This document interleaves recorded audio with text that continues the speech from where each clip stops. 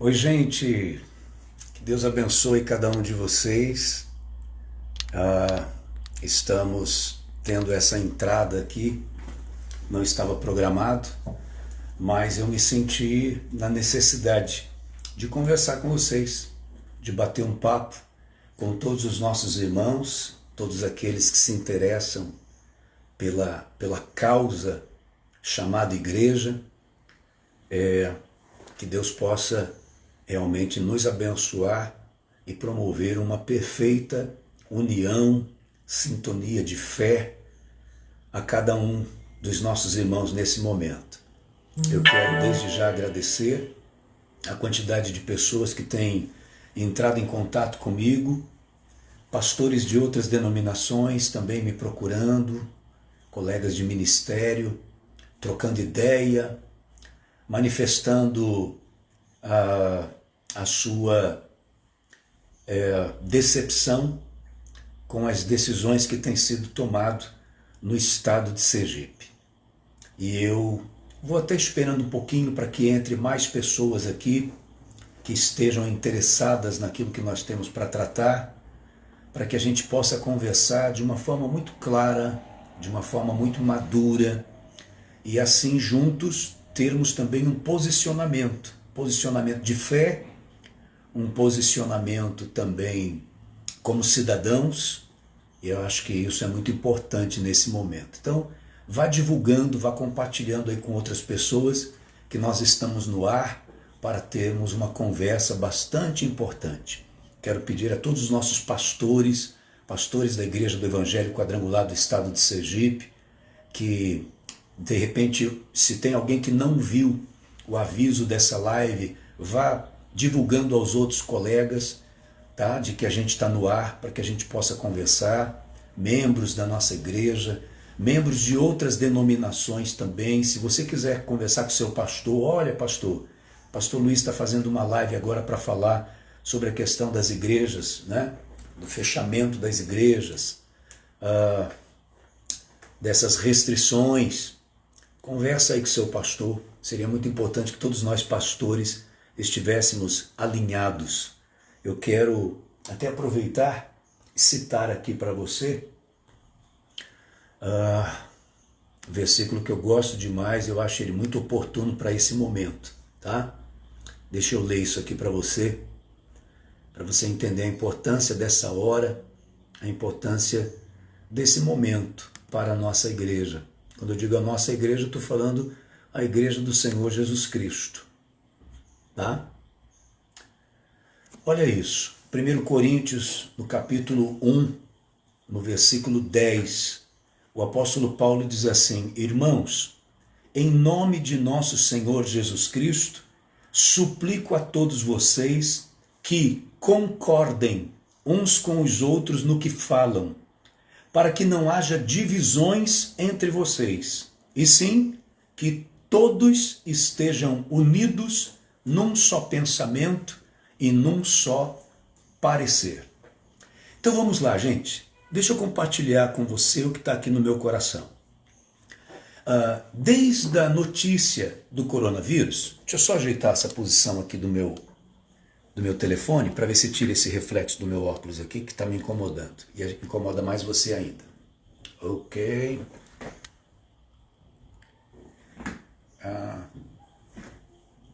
Pronto, assim fica melhor. Daqui a pouco eu ponho, que eu vou precisar. Desde antes da notícia do coronavírus, o que aconteceu? Eu tomei a decisão de encerrarmos os nossos cultos. Então nós fechamos a igreja, nós suspendemos os nossos cultos e iniciamos fortemente os nossos cultos online. E essa foi também a orientação da nossa igreja nacional e foi a nossa orientação para os nossos pastores todos aqui no estado de Sergipe. Dali em diante, ficamos aguardando o posicionamento. Tivemos uma atitude muito bonita do prefeito Edivaldo Nogueira, me procurou pedindo que eu reunisse os pastores da nossa cidade para fazermos uma oração pela nossa cidade.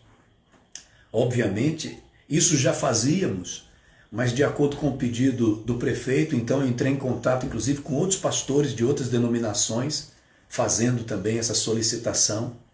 E várias igrejas se uniram nesse trabalho de oração em favor da nossa cidade. Algumas pessoas até questionaram, pastor, por que não por todo o estado, por que não por toda a nação, por que não por todo o mundo? E eu expliquei que havia sido um pedido específico do prefeito, estaríamos atendendo esse pedido do prefeito como autoridade que ele é sobre a nossa cidade, e estaríamos também, consequentemente, fazendo essa oração por todas as demais situações. Muito bem. Sai o decreto, aguardando que da parte do governo pudesse vir alguma orientação diferente para as igrejas, de que as igrejas pudessem funcionar ainda que fosse com uma certa restrição, o que não aconteceu. As igrejas continuaram fechadas. Muito bem. Semana passada, eu e o pastor Virgínio, que é presidente das Assembleias de Deus no estado de Sergipe, pastor de 67 anos, é pastor desde os 19 anos de idade, um homem viajado, um homem respeitado, já foi secretário de Cultura do estado de Sergipe. Estivemos juntos nessa reunião com o governador.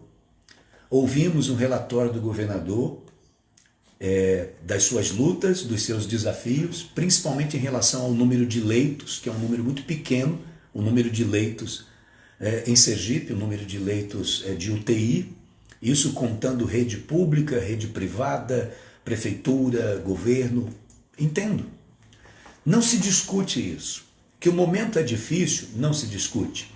Que o vírus, o contágio dele é muito rápido e muito fácil, não se discute. Nada disso a gente discute. Que o número de leitos é pequeno, então tem que se ter um cuidado muito grande para não estrangular o sistema de saúde do nosso estado, não se discute. Nada disso se discute. Isso a gente entende perfeitamente. Ninguém aqui é criança e ninguém aqui é tapado para não entender números. A gente não é tapado, a gente entende números.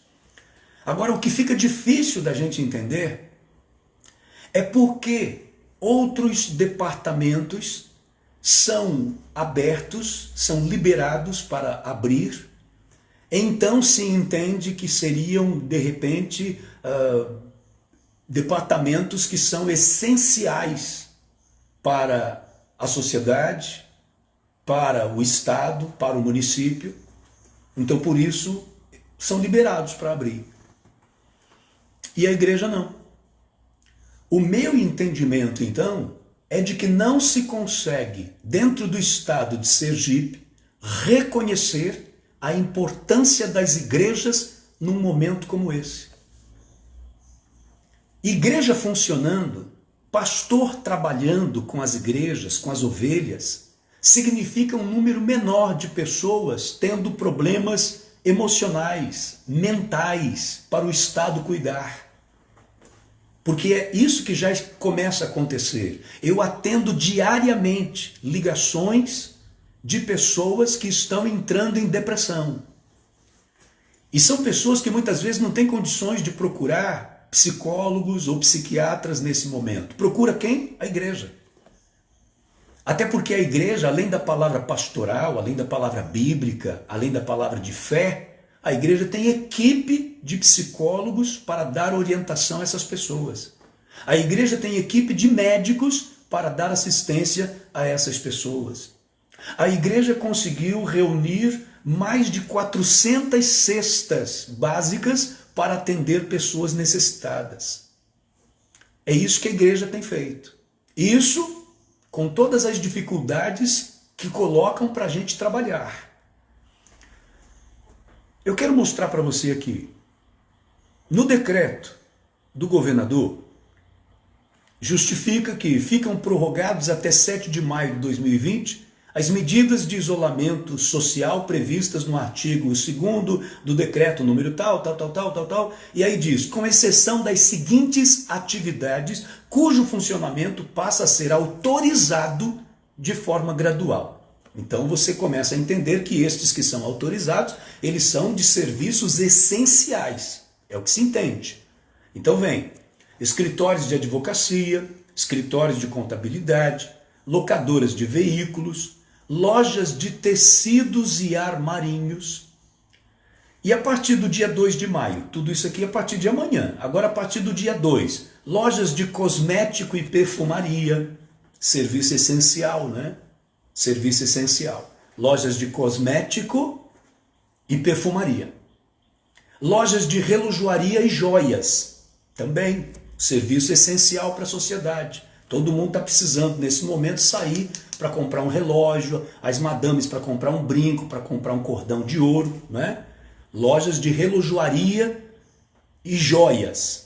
Lojas de móveis, colchões e eletrodomésticos. As pessoas estão muito preocupadas neste momento em trocar o colchão da sua cama, em comprar um liquidificador novo, né? Então é um serviço essencial.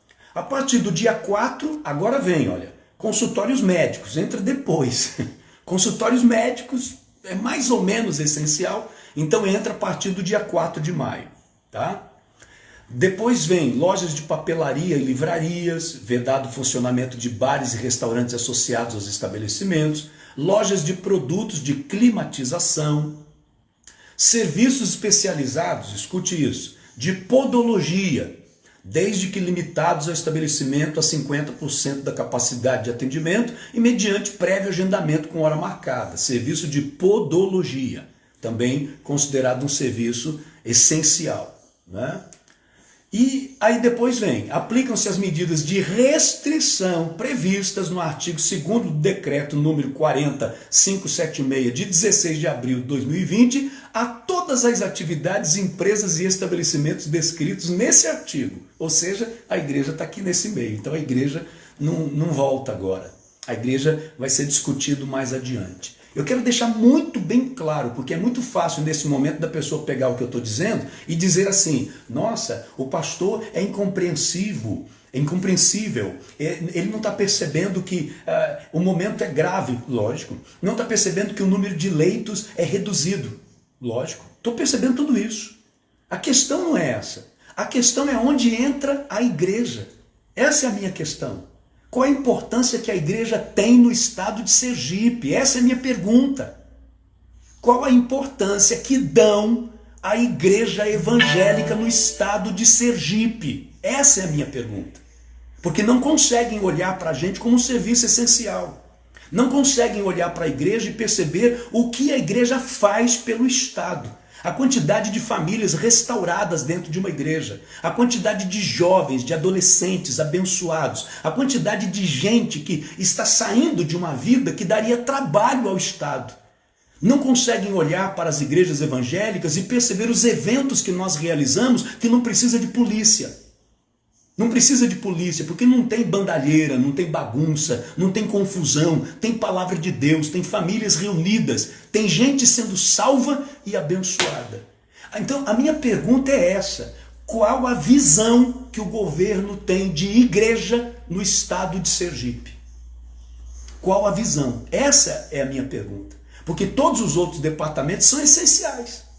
Podologia é essencial, não é? Abertura de relojoarias para a pessoa comprar relógios e joias é essencial, e a igreja tem que continuar fechada.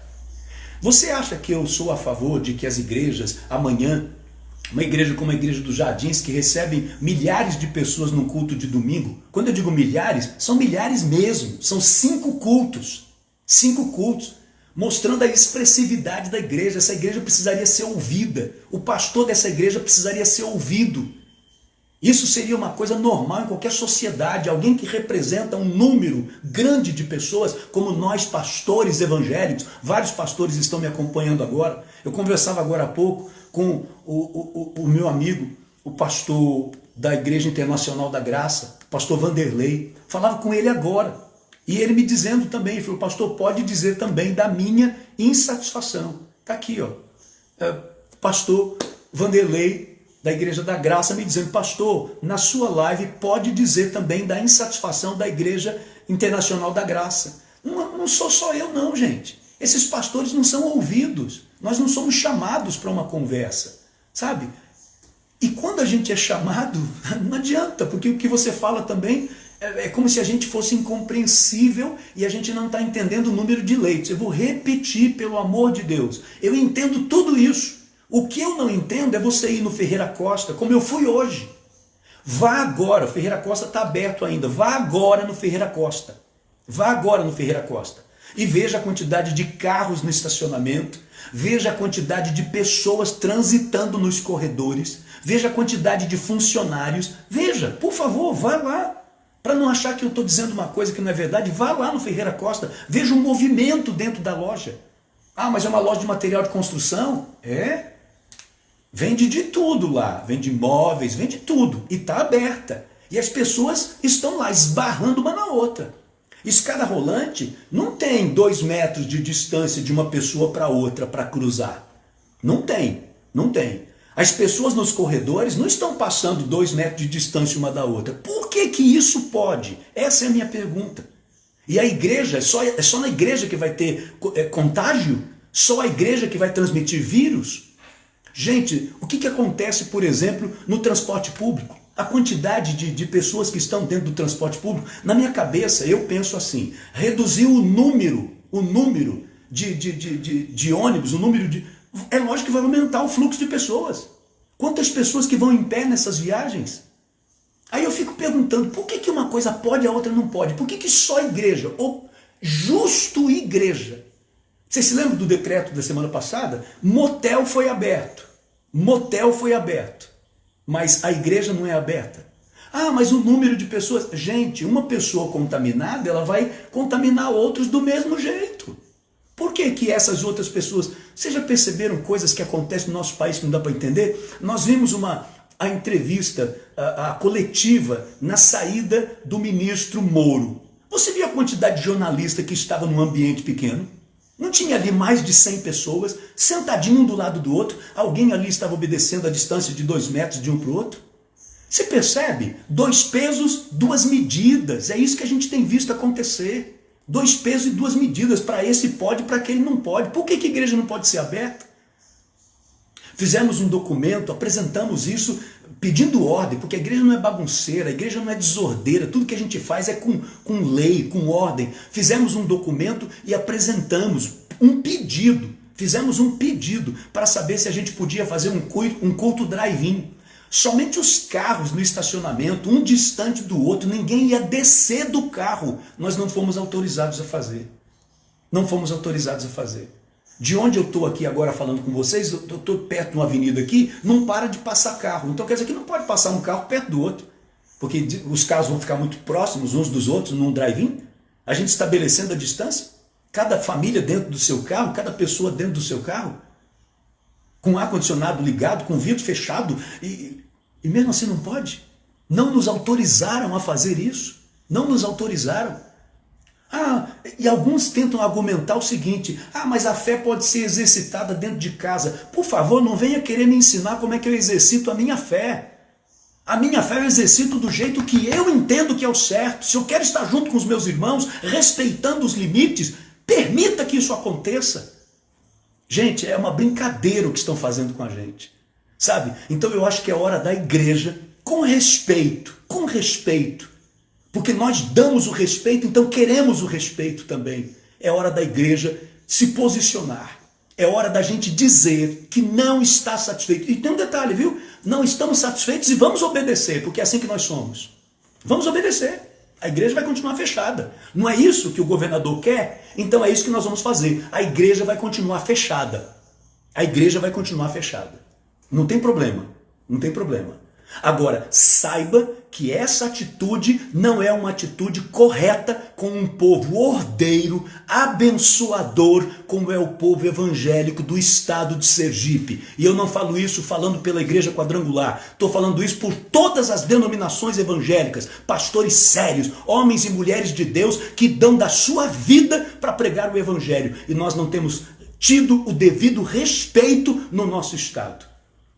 Quanta coisa que poderia ser diferente no estado de Sergipe, se as pessoas conseguissem perceber a importância da igreja. E vou dizer mais, viu? Não estou falando só igreja evangélica, não. Reconhecendo a importância da igreja católica, reconhecendo a importância de igrejas sérias, de sacerdotes sérios, de padres sérios, de pastores sérios, que estão aí para cuidar de um rebanho, mas não conseguem olhar dessa forma para a gente. Por isso que nos colocam lá para o final da fila. A igreja pode abrir depois. Igreja não é essencial. A igreja não é importante. Ah, meu Deus. Eu fico vendo o Apocalipse, sabe? Quando a Bíblia diz que a igreja vai ser retirada da terra.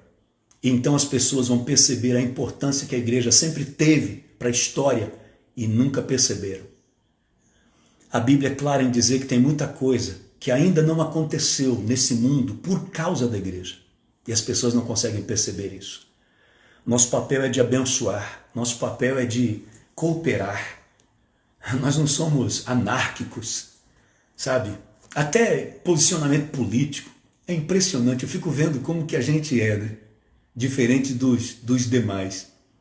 Quando um candidato apoiado pela visão da igreja perde, sabe o que a gente faz em favor daquele outro que ganhou? A gente ora por ele. A gente torce por ele. É assim que é o comportamento da igreja. Por quê? Porque o negócio da gente não é briga, não é confusão, é abençoar. É só isso que a gente gostaria que fosse percebido no estado de Sergipe.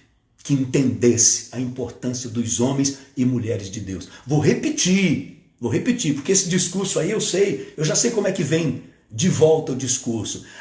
O número de leitos, não estão vendo, estamos vendo tudo. A gravidade do coronavírus, o perigo com as pessoas do grupo de risco, tudo isso estamos vendo. Não estou discutindo isso. Eu não sou médico, não sou infectologista, eu não sou pesquisador da Universidade Federal de Sergipe, como disse o governador, que está consultando essas pessoas, não é? Está consultando. Então, eu não tenho nada contra isso. Eu só gostaria de entender onde é que entra serviço essencial de relojoaria, para vender relógios e joias, podologia, cosmético e perfumaria, e igreja não pode. Eu só queria entender por que o Ferreira Costa está aberto, com um número grande de pessoas circulando lá dentro, estacionamento lotado, e igreja não pode fazer um drive-in para cultuar a Deus sem ninguém descer do carro.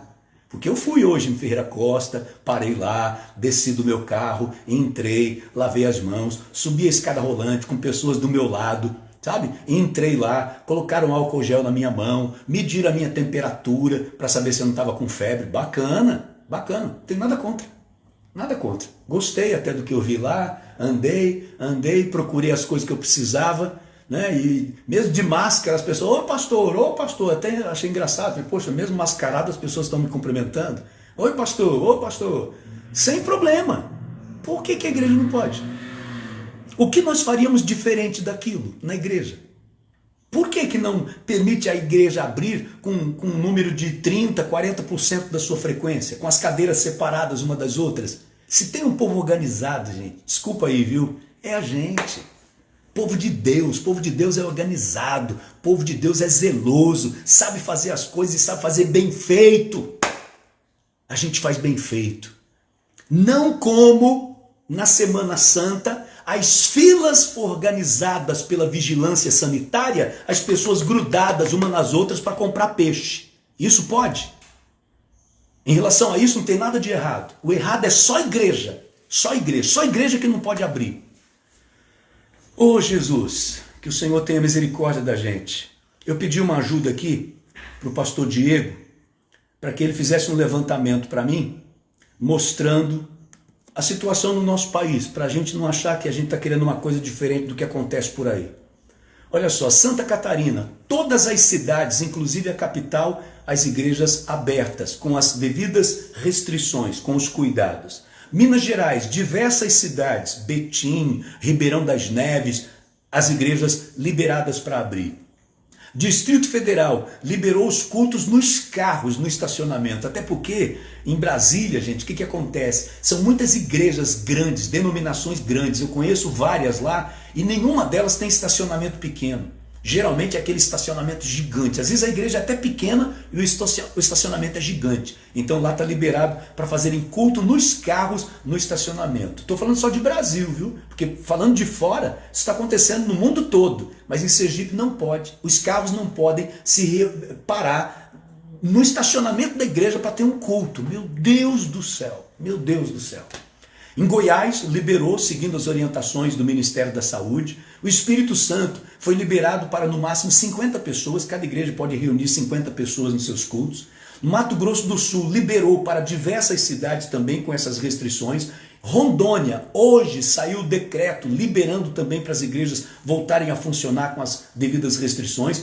Rio Grande do Sul, eu tenho amigo deputado lá, pastor Ayrton Lima, é deputado lá, me passou todas as informações também, 30% de capacidade de cada igreja voltando a funcionar. Você não pode funcionar com a igreja lotada, mas 30% da capacidade da igreja pode fazer os cultos. Por que só Sergipe? Porque nós temos poucos leitos. Por que esses outros serviços estão abertos? Essa é a minha pergunta. Eu acho que a gente tem que orar mais, sabe, gente?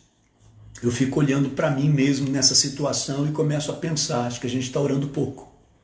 A gente está orando pouco. Nós temos que orar mais, eu acho que nós pastores precisamos conversar mais entre nós, precisamos nos unir mais. Quem sabe com o engrossamento das vozes a gente começa a ser ouvido, a gente começa a ser percebido, a gente começa a ser respeitado. Porque, sabe, até isso, falam da gente como se a gente não existisse. Não, porque nós vamos pensar sobre a igreja para a semana que vem, para não sei quando. E a gente não existe não, é? A gente não existe não. Quando o meu povo quer saber de alguma coisa, não vai perguntar para o governador, vem perguntar para mim. É para mim que eles vêm perguntar, não é para o governador. Na conversa que eu tive com o governador, a semana passada eu disse para ele, falei, governador, nós pastores poderíamos ser a sua voz dentro das nossas igrejas. Mas como é que a gente vai ser a sua voz dentro da igreja se a gente não sabe de nada? Nós não somos chamados. Nós não somos chamados. Os pastores não são chamados para participar de nada. Agora, está dizendo que semana que vem vai reunir os técnicos e chamar alguns pastores para poder discutir alguma coisa. Por que agora? Por que já não nos chamou antes? Jesus acalme o nosso coração. Jesus acalme o nosso coração. Jesus nos ajude, Jesus nos abençoe. Nós não sabemos de nada e é Ele que sabe de tudo. Agora, de uma coisa eu também sei, de que a gente não pode mais ficar calado com tudo que vão falando e acontecendo como se a gente não existisse. Eu preguei exatamente ontem sobre o seguinte: ser servo é você ajudar, cooperar, entregar alguma coisa. Subserviente é servir com humilhação, e isso não cabe a gente. Isso não cabe a gente. Servir com humilhação. Vocês não imaginam o quanto uma igreja, não é a minha não, a igreja de forma geral, abençoa um Estado. E nós não temos reconhecimento. Não temos porque não temos mesmo, não temos.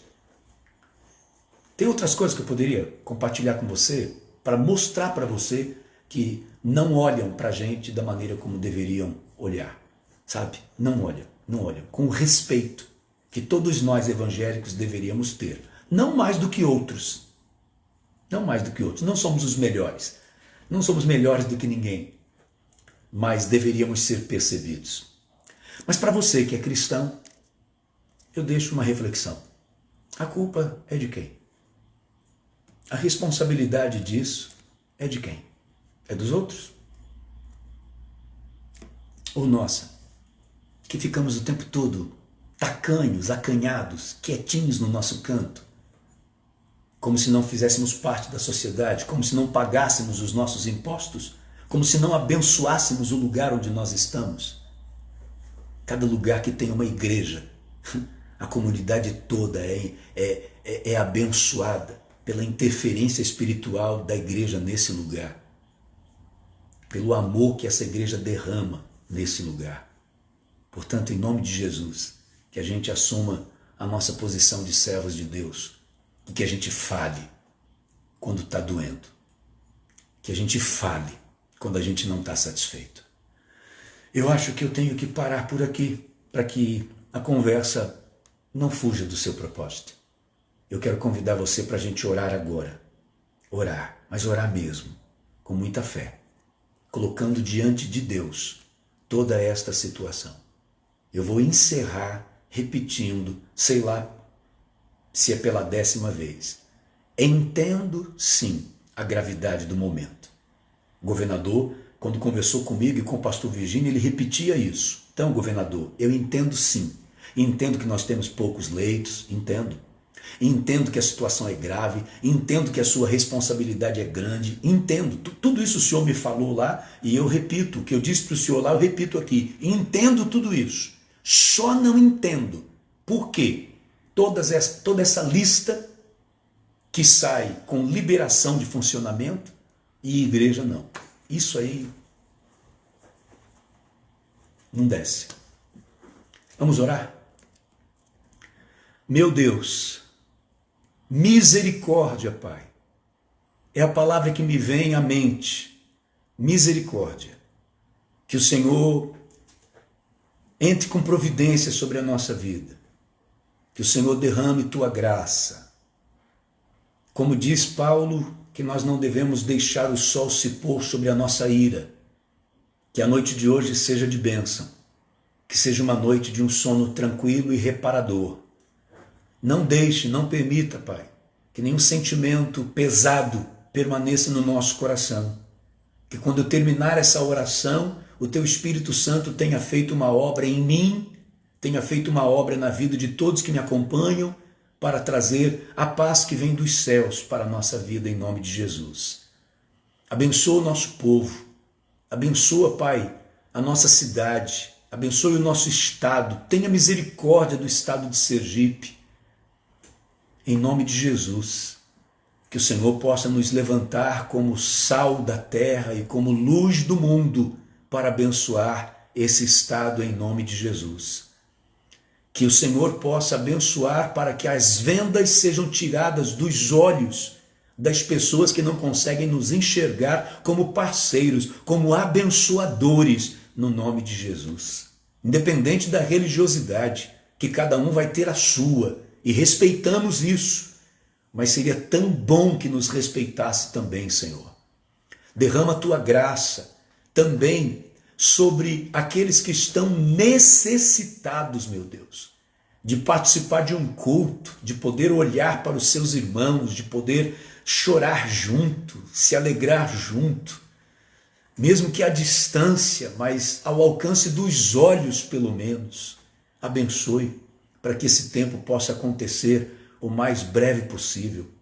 Abençoe, meu Deus, os nossos governantes, que em nome de Jesus tenham o que estamos pedindo já há tanto tempo a Ti, Senhor, que eles tenham sabedoria, que eles possam agir com justiça, com equidade, na hora de tomarem suas decisões, para a glória do Teu nome, Senhor. Nos ajude e nos abençoe. Trata com a nossa vida e trata com o nosso coração, pois nós somos totalmente dependentes de Ti. E cada dia que passa, isso fica mais certo. Somos dependentes de Ti, Senhor. Cuida de nós, cuida do Teu povo, cuida da Tua igreja. Oro por aqueles que estão com a mente perturbada emocionalmente, vivendo traços depressivos, traços de ansiedade. Cuida dessa pessoa, meu Deus, para a glória do Teu nome. Abençoa, proteja a nossa casa, livra a nossa casa e a nossa família de todo mal. Eu te peço em nome de Jesus. Amém, Senhor. Amém. Amém. Que Deus abençoe você. Eu quero agradecer imensamente. Estou aqui surpreso com o número de pessoas participando. Que Deus nos ajude, que Deus nos abençoe, que Deus nos abençoe. E saiba de uma coisa, ainda que o coração da gente se aperte diante de certas situações, isso não abala a nossa fé, a nossa confiança e o nosso trabalho. No nome de Jesus, permanecemos firmes no Senhor, certos da nossa vitória em Cristo Jesus. Que Deus te abençoe. Eu volto hoje ainda, às 21 horas eu tenho uma live com a pastora Patrícia Queiroz, lá de Belém do Pará, para a gente tratar sobre outros assuntos, para a gente falar sobre lições do isolamento. Olha a gente tendo mais uma, né? Dependência de Deus. É dele que a gente depende, porque da palavra do homem, meus irmãos, essa é difícil, mas dependemos de Deus, é dele que nós dependemos. Muito obrigado. Deus abençoe. Fiquem com Deus. Tchau. Beijo.